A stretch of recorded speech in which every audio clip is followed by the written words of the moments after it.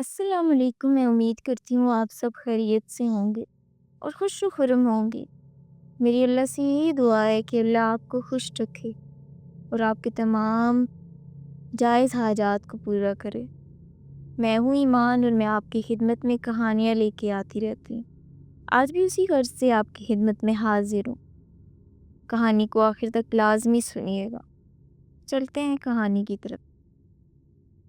ये सिंध के एक गांव में बनी वो सीधा हवेली की कहानी है, जिसे लोग काली हवेली के नाम से जानते थे। काली हवेली के लिए मशहूर था कि वहाँ जिन्नात का बसेरा है। सूरज के गुरूब होते ही लोग इस हवेली के पास से भी नहीं गुजरते थे।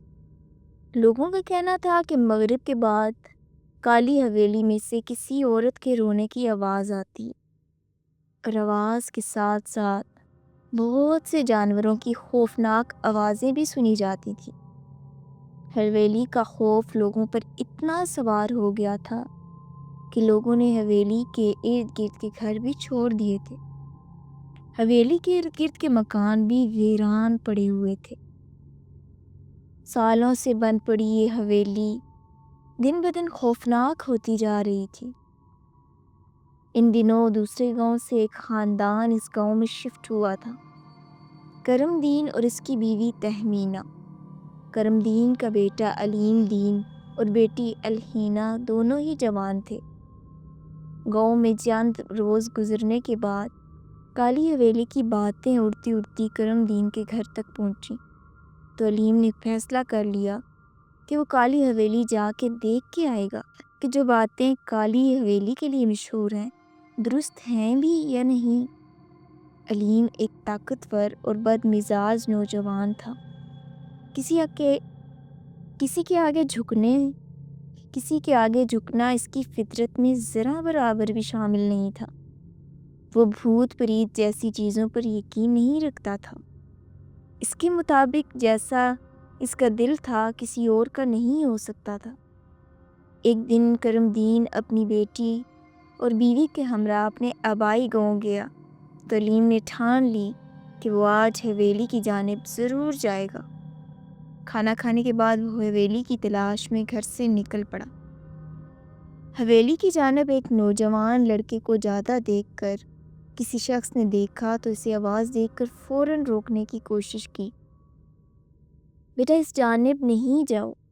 क्या तुम नहीं जानते कि काली हवेली की जानिब जो एक बार जाता है वो वापस नहीं आता? दराज उम्र शख्स की बात सुनकर अलीम पल भर के लिए सोच में पड़ा और फिर कैके लगाने लगा।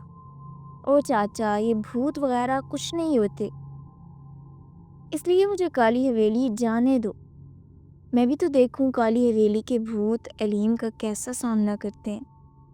अलीम की बात सुन के सामने खड़े शख्स के माथे पर पसीने नमूदार होने लगे, टांगे यकदम ही कांपने लगी। देखो बेटा, तुम करमदीन के इकलौते बेटे हो, अपना नहीं तो अपने बाप का ही सोच लो।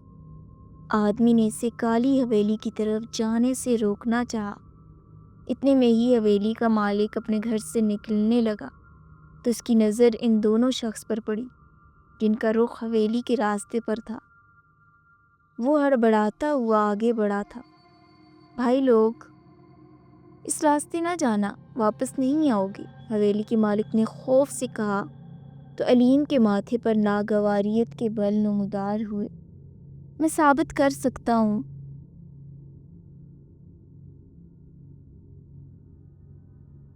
मैं साबित कर सकता हूँ कि कोई जिन भूत नहीं होते। तुम लोग कहते हो ना यहाँ से कोई वापसी नहीं आता, मैं वापस आके दिखाऊंगा तुम लोगों को। अलीम ने कदरे चीख के कहा तो आसपास के लोग भी इर्द गिर्द जमा हो गए और इसे समझाने लगे कि वो ये बेवकूफ़ी करने का सोचे भी नहीं। मगर अलीम अपने फैसले पर अटल था। कुछ देर बाद जब वो ना माना तो हवेली के मालिक के दिमाग में ख्याल आते ही वो अलीम से मुखातिब हुआ। ठीक है बरखुरदार, अगर तुम जाना ही चाहते हो तो एक काम करो, मेरे पास कुछ कीलें हैं जो मुझे एक बुज़ुर्ग ने दी थी।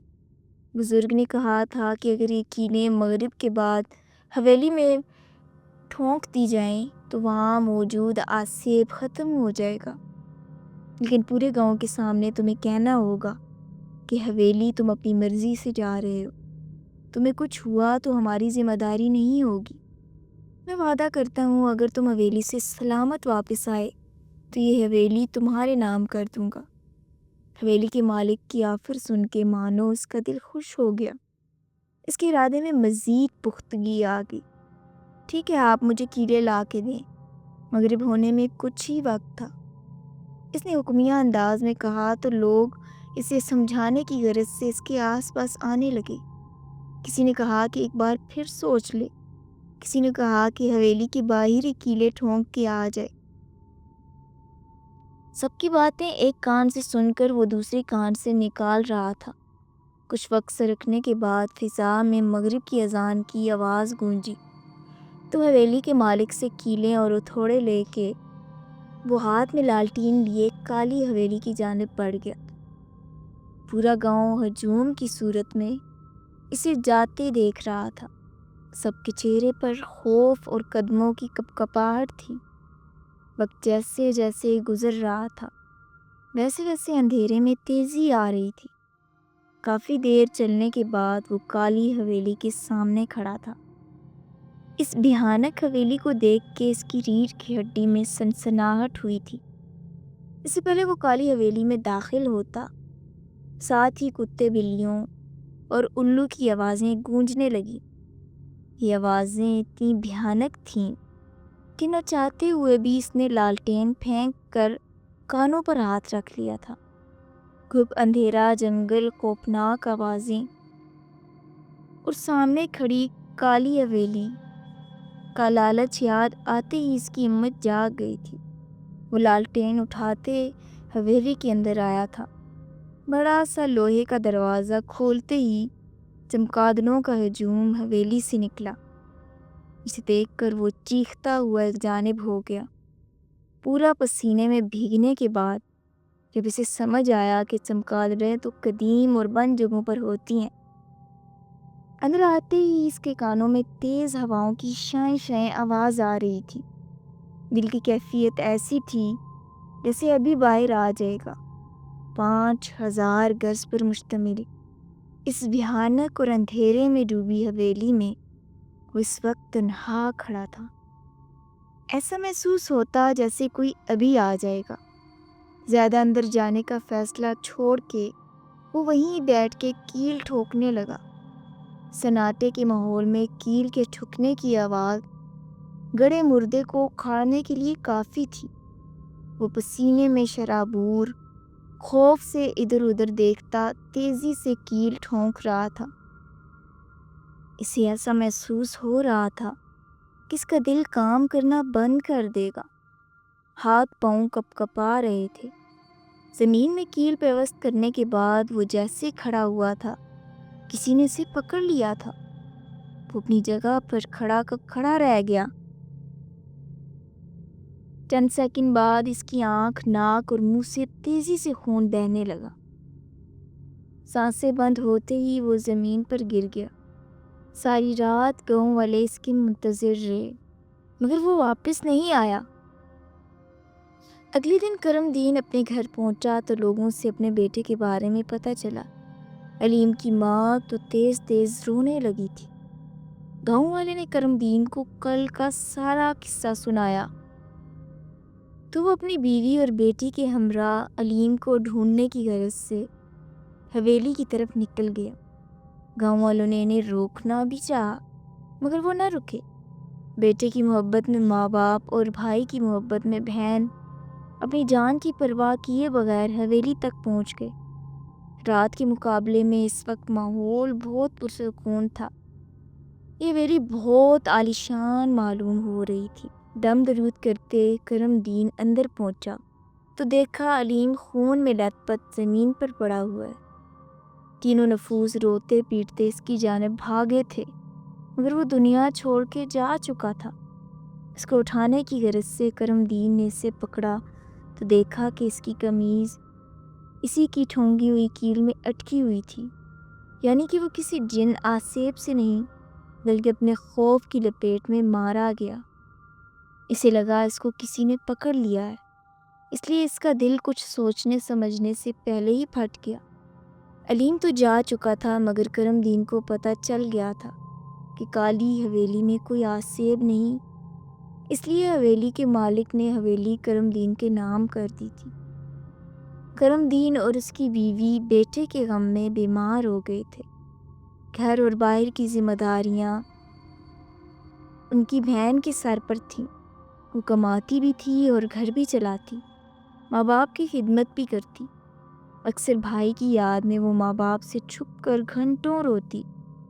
ایک دن شہر سے ایک بڑی کمپنی نے گاؤں میں آ کے کالی حویلی کو 2 کروڑ کے عوض خرید لیا تھا۔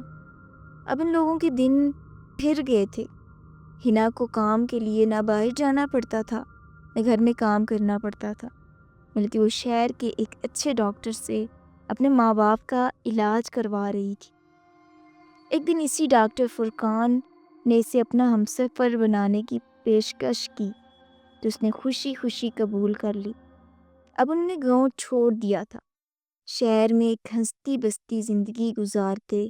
کرم دین، تہمینہ اور ہنا اکثر گاؤں کی تلخ یادوں کو یاد کر کے رو پڑتے، مگر ڈاکٹر فرقان کی صورت کرم دین اور تہمینہ کو اپنے علیم کے جیسی لگتی تھی۔ ڈاکٹر فرقان ان سب کا بہت خیال رکھتے تھے۔ مزید ایسی کہانیاں سننے کے لیے میرے چینل کو سبسکرائب